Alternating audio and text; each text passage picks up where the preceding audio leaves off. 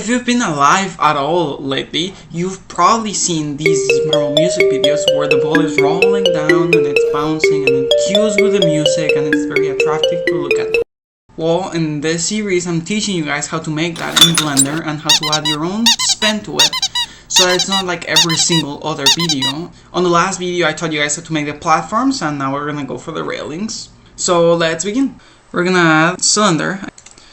And what we're gonna make now is the typical rails. So go to front view, rotate 90, scale not in the X, scale in the X, shade smooth, and we can even add a material right now, which is the same metal. Now go to front view on the X side and move it on the Y 0.5 to either direction, and then Alt D to duplicate the length and move it -1 on the Y. So we have 1 meter spacing here, and mirror editing. So now we have these two rails. We just need to add the rails in between and then we'll give it the shape. But first, for that, go front view, add a basic curve. So now rotate it 90 in the Z.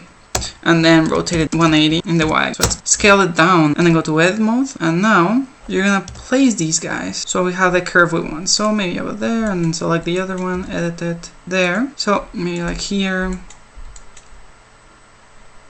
Here. Now we're gonna go back here in edit mode, select one of the rods, Control R, and scroll up again, because we need to be able to bend the bar. So go up to about 40 cuts, right click, and the other one will do it because they're mirrored. So now, Shift D to duplicate it, and we're gonna scale it down in the X. Rotate it 90 in the asset.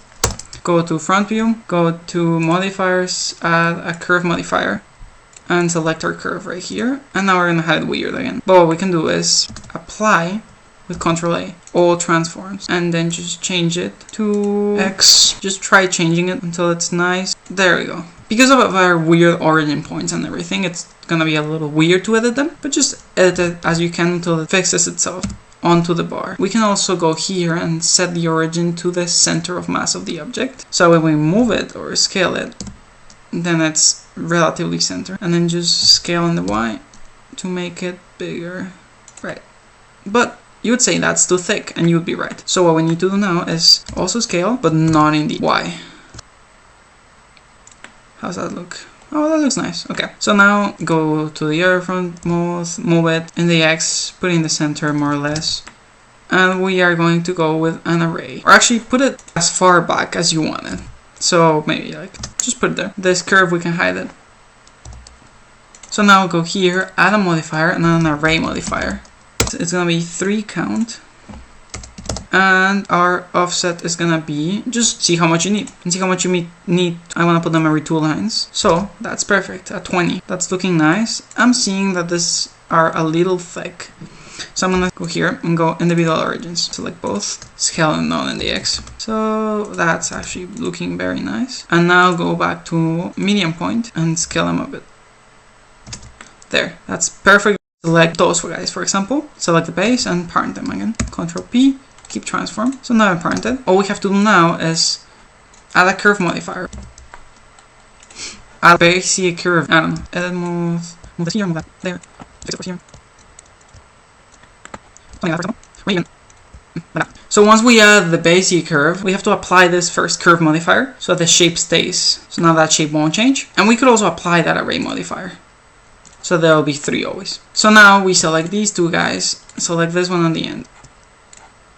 Copy the basic curve. Select these 2 guys, select the main one. Once it has a modifier, go Ctrl L, copy modifiers. And now if we go to side view and move it along the X, it follows our curve. And what we can actually do, put it at the start of the curve, for example, make this curve bigger. Select these objects, not the curve, or maybe even just this one. Add an array trim, and the array has to be before our curve, so it follows the curve also.